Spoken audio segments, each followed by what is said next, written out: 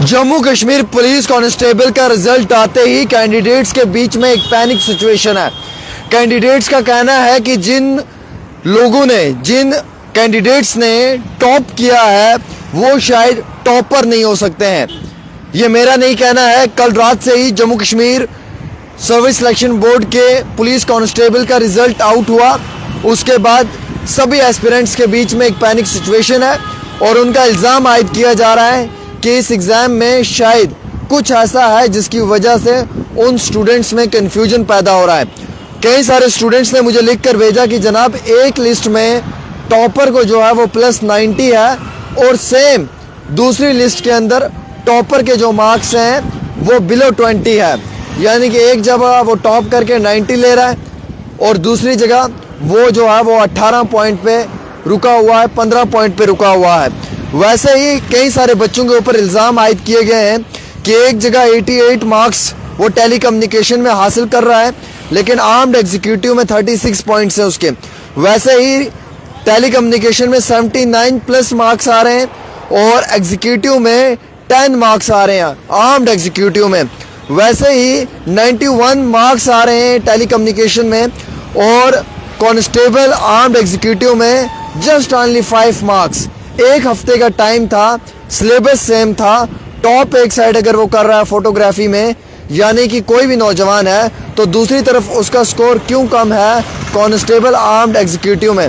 कई सारे अहम तरीन ऐसे सवालात हैं जिनके ऊपर बात होना इंतहाई बहुत ज़रूरी है।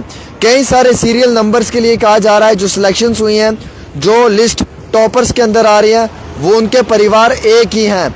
ये भी एक बड़ा सवालिया निशान खड़ा हो रहा है और ऐसा भी कहा जा रहा है कि कुछ सेंटर्स के लिए भी सवाल किया जा रहा है। अब ये सारे सवाल कैंडिडेट्स के हैं, हमारा इसमें कोई भी सवाल नहीं है। पॉलिटिकल पार्टियों ने लगातार इसके ऊपर जो है वो बात करना शुरू कर दिया है। सभी नेताओं ने इसके ऊपर ट्वीट करना शुरू किया है और डेली तस्कीन पहला न्यूज़ चैनल है जम्मू कश्मीर से जो पहली ब्रेकिंग रिपोर्टिंग कर रहा है इस मुद्दे पे। मुझे कल रात से कम व पेश भी 10,000 फ़ोन कॉल बच्चों के आए हैं और वो कह रहे हैं कि आमिर भाई आपने इस पे बात करनी है, आप आखिरी उम्मीद है हमारी, आप इस मुद्दे को उजागर करेंगे, हुकूमत तक आप पहुंचाएंगे। अब मैं देखूंगा जो बच्चे समझते हैं कि ये एग्ज़ाम डिज़र्विंग तरीके से नहीं हुआ, जो बच्चे ये समझते हैं कि इस एग्ज़ाम में जो है वो बच्चों को इंसाफ नहीं मिला, वो वीडियो शेयर कर दें। मैं देखता हूँ कि कितने लोग वीडियो शेयर करते हैं, मुझे मालूम चलेगा इससे कि कितने लोग चाहते हैं कि उनके साथ जो है वो इंसाफ नहीं हुआ है और कितने लोग ऐसे हैं जो ये समझ रहे हैं कि उनके साथ इंसाफ हुआ है। देखिए 5-5.5 लाख फॉर्म लगा है, 4,000 और कुछ वैकेंसीज थी। साफ सी बात थी कि 0.1% भी सिलेक्शन नहीं थी, मैं दिन अव्वल से कह रहा था। लेकिन टॉपर्स को लेकर, उनके पेपर्स को लेकर, उनकी लिस्टों को लेकर उसमें बच्चों को कन्फ्यूजन है। ये कन्फ्यूजन, ये जो पैनिक सिचुएशन बच्चों के अंदर है, ये एडमिनिस्ट्रेशन को क्लियर करनी चाहिए। अगर एडमिनिस्ट्रेशन अपने पॉइंट पे सही है तो उन्हें ब्रीफली एक्सप्लेन करना चाहिए कि अगर किसी को टेली कम्युनिकेशन में, फोटोग्राफी में टॉपर है, अगर उसे इतने मार्क्स आ रहे हैं तो वो एग्जीक्यूटिव, आर्म्ड एग्जीक्यूटिव में उसे इतने कम क्यों आ रहे हैं, रीज़न क्या हो सकता है। अगर पेपर सेम है, सब चीज़ें सेम है तो वो कैसे कम हो सकती हैं।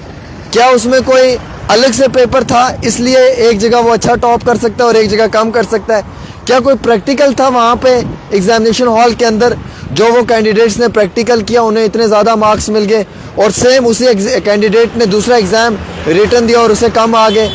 या फिर कुछ ऐसा था कि उस स्टूडेंट के उसी सेम टॉपिक पे या उसके उस सेम पोस्ट के ऊपर उसके पास बहुत अच्छी कमांड थी इसीलिए उसने इतने ज़्यादा नंबर हासिल कर लिए और सेम उसी स्टूडेंट्स का अगर आप एग्जीक्यूटिव में देखेंगे तो उसे 5 या 6 पॉइंट है।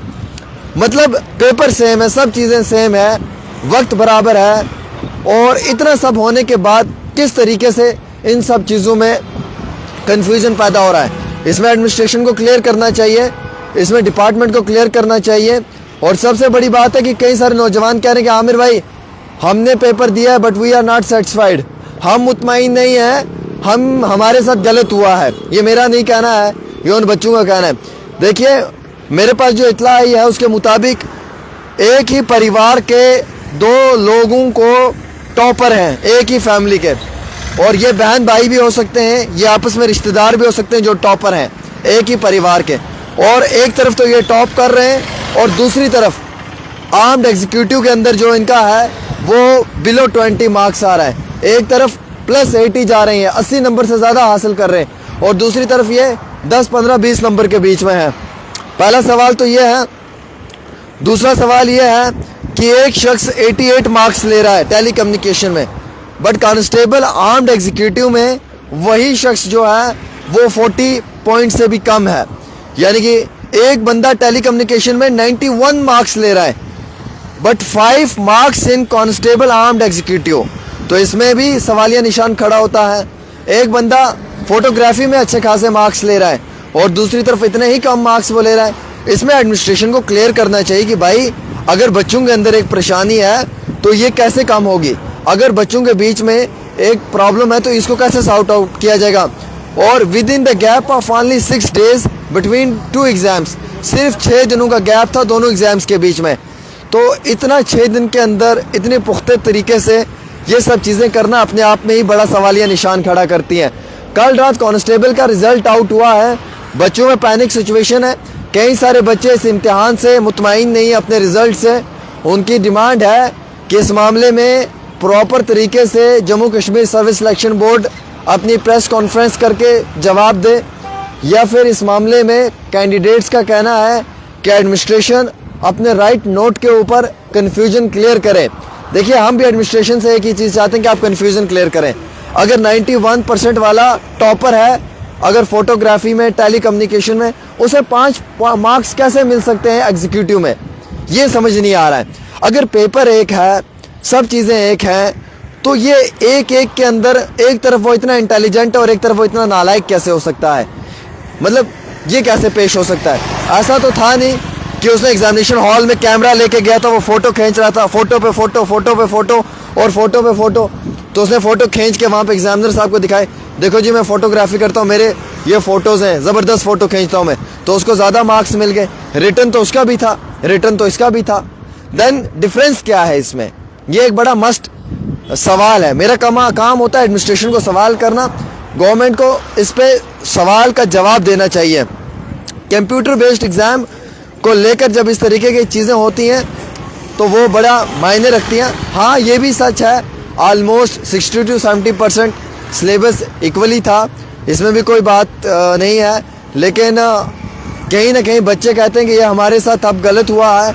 इसमें बच्चों का भी एक बड़ा राय रहनी चाहिए। और 60% सिलेबस इक्वल होता है सारे एग्ज़ाम्स के लिए, आई एक्सेप्ट इट, बट कई सारे बच्चों का अब इसमें सवालिया निशान है कि शायद उनके साथ ठीक नहीं हुआ है। तो इसमें कई सारे बच्चे अगर इस चीज़ को लेकर आवाज़ उठा रहे हैं तो एडमिनिस्ट्रेशन को चाहिए कि वो क्लियर करें, वो बताए कि कौन गलत है कौन सही है। अगर आप लोग चाहते हैं कि आपका ये जो जिस मुद्दे पे मैं बात कर रहा हूँ, जिस टॉपिक पे, अगर आपको लगता है कि ये सही टॉपिक है और आपको लगता है कि आपके साथ गलत हुआ तो वीडियो शेयर कर दें। अगर आपको लगता है कि आपके साथ गलत नहीं हुआ है तो वीडियो बिल्कुल भी शेयर ना करें। अगर आपको लगता है कि आपके साथ गलत हुआ है, आप डिज़र्विंग थे और आप अनडिज़र्विंग हुए हैं, तो आप इस वीडियो को शेयर करें। मैं वक्तन फ़वक्तन इस पर रिपोर्टिंग करूँगा। कल से 1000 से ज़्यादा फ़ोन कॉल्स मुझे मासूल हुआ है, मुझे फ़ोन कॉल आया है। कई सारे बच्चे इस चीज़ को लेकर सवाल खड़े कर रहे हैं कि लास्ट बेंच पे वो नौजवान बैठे हुए थे जो एग्ज़ाम के अंदर टॉप लेवल पे हैं। पहला ये सवाल, एग्ज़ामिनेशन होने के समय में एक ही परिवार के कुछ लोग टॉपर्स लिस्ट में आ रहे हैं और सेम वही लोग नेक्स्ट लेवल पे जो है उनके मार्क्स कम हैं। तो ये मैटर ऑफ इन्वेस्टिगेशन तो बन चुका है मेरे हिसाब से, लेकिन हम भी रिपोर्टिंग करेंगे। एडमिनिस्ट्रेशन से गुजारिश करेंगे कि आप इसमें फैक्चुअल रिपोर्ट्स जो हैं वो सामने पेश करें और जो फैक्चुअल रिपोर्ट्स हैं उनके ऊपर ही बात करें। फ़िलहाल एक छोटी सी रिपोर्ट आमिर सुहेल के साथ।